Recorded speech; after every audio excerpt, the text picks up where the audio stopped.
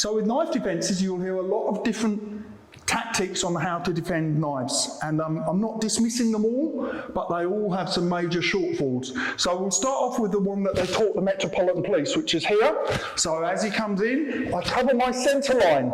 So I'm here potentially being stabbed, but what I'm going to do is I'm going to smack down with my knuckles, which is definitely painful, but the second I do that, my centre line's not covered. Okay, so it's like this, and then I back fist down onto the knuckles. And the other trouble with this is I hit him here. If he doesn't let go of the knife, I don't have control of the weapon. So now I have to do a second stage and grab that or hit him or something, yeah? I'm not a fan of hitting before you've got control of the weapon. Next one is we stand back as he comes in. I go to do a kick. Probably with my front leg because it moves my body away. But the trouble is, if he's fast moving all the way in, he can still hit me even if I've hit him. And kicking somebody in the groin naturally makes them fold over, which brings them closer. So I've moved backwards, but he's moved closer. So I can still get stabbed by that. And again, even if he doesn't get me, I've then got to do a second stage of controlling the weapon. My other reason that I hate that one is that you might need to move out of the way of the weapon. And if you're up on one leg, how are you going to get out of the way? You've already committed to that defence, and now if you need to move, you're screwed, yeah? Another self-defence is to parry here, go with the blade, and then take control of the wrist and twist it out. Now, two flaws with that. I like this bit. This is quite common in knife defence, this backhand, which moves the arteries away from the blade.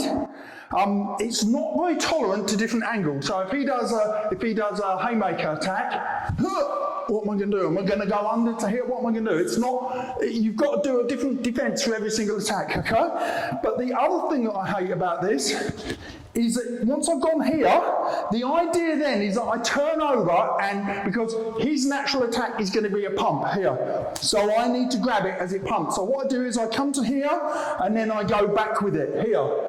But the trouble is he's going to be sweaty. So he's now on the way back with his pump, and I'm trying to grab a sweaty wrist and then do this twist. And this is a common knife self-defense. Someone's in the back of the knuckles here, twist, bend the wrist, and then take it over. As you can see, that's quite unpleasant. He dropped the knife because he's been kind, but if he was very committed, maybe he wouldn't. Maybe the surprise would make him drop. But so this bit looks great, and I can do the back step here and turn it into a throw as well. There's a natural judo throw there, which I can't remember the name of. Taitoshi? No, definitely not Taitoshi. No, it's a wrist throw. But thank you very much. No, it would be something with an arm. So Udi Toki. I don't know. Whatever. It doesn't matter. Right. But the thing is, you're going to be sweaty. Now, this, once you get to here, so long as he doesn't pull it back with his sweaty hands, pull it back, and it slides through. And now I've just cut my palms open. You're fine, and that is going to be a liability with my preferred defence, but I'll show you my defence and explain why. So my defence is one simple principle, and it works for old people, young people, and the great thing about it is it doesn't take years of practice. So my principle is, as he comes in, I move out the way and grab. If possible, opposing thumbs, but if you go the wrong way, overhead, downwards, if I go here, for example, I don't have opposing thumbs, I can adjust, or I can just go here and start counter-attacking, okay? So this is optimal here, over top please. This is optimal, but if you don't get it wrong, if you don't get it right, don't let the enemy don't let perfect be the enemy of the good, okay? So as he comes over, oh, I've made the wrong choice. Okay, that's imperfect, but a lot of times we'll do the wrong thing in martial arts. We have to make good. So from here, okay, I could start kneeing him in the groin, knee him in the thigh. I could elbow him, but now it's one hand on one hand and he could slip down there, and now he's going to slash me under the ribs or something, yeah? And once I start getting here, now suddenly I can't extend with that arm. So, here's the principle, just to recap. That way, please. The principle is that we move off the line, if possible, outside the weapon. But if he's doing a swinging attack, outside won't be an option, because if I try to go outside, I have to get under it first, and that's very dangerous. So you'd be better off just plant yourself and grab it. Yeah. So you can't fully get out of the way of that one, but I can go closer. So inside the eye of the hurricane.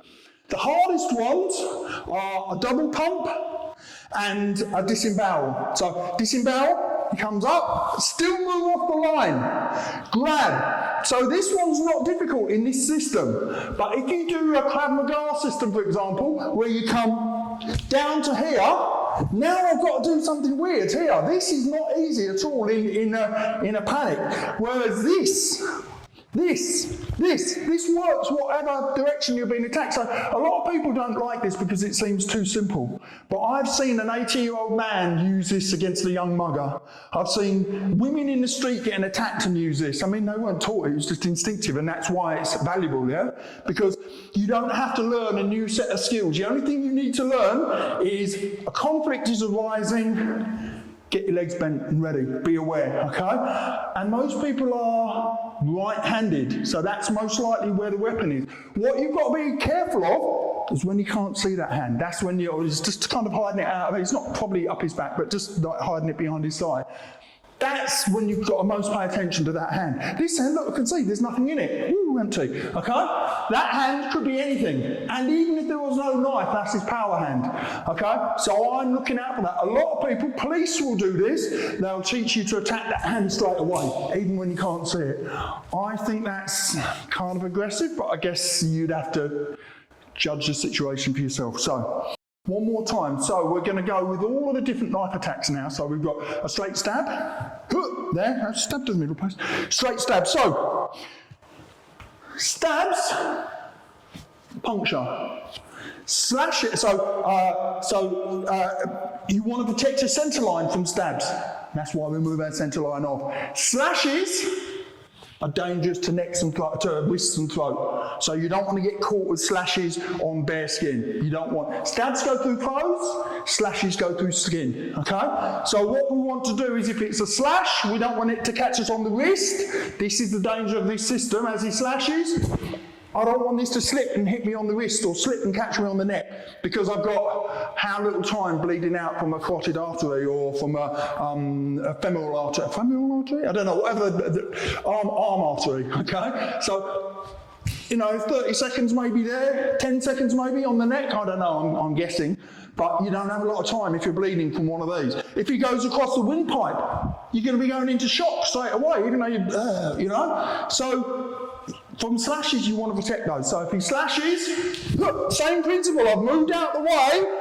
Well, I've moved in. I can't get out of the way because it's a circling attack. But I've controlled the weapon. Can he switch hands? No, not there because it's on the outside. If he does a stab, but he's getting kicked in the groin and headbutted while he's thinking of doing that. So you need to follow up quickly with something, okay?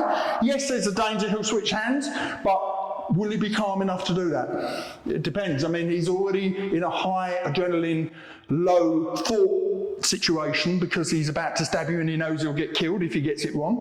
So, again, a disembowel is an upward stab, a straight stab. So these both go through clothes, they puncture clothes, okay? Then we've got an ice pick stab, ice pick grip, downwards. So onto the head, onto the chest, onto there, yeah, onto there. So these puncture clothes. So they're all, the tip is the dangerous bit. Slashes. So outside slash.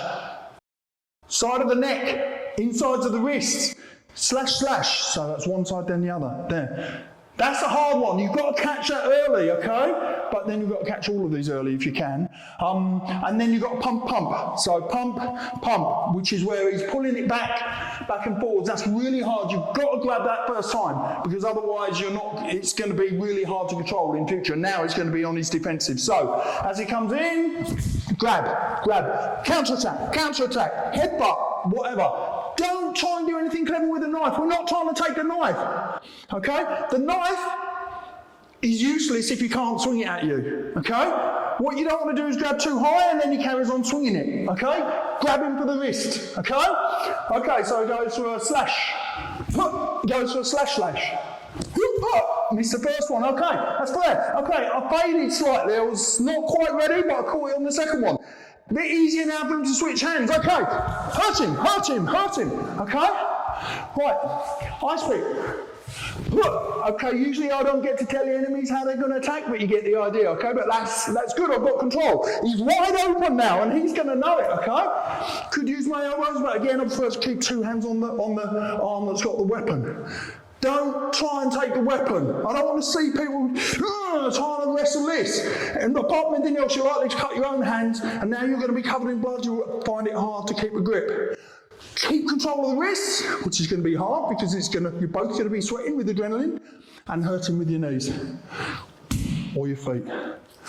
Is there anything that you think I forgot, Tyler? No. Thank you, Tyler.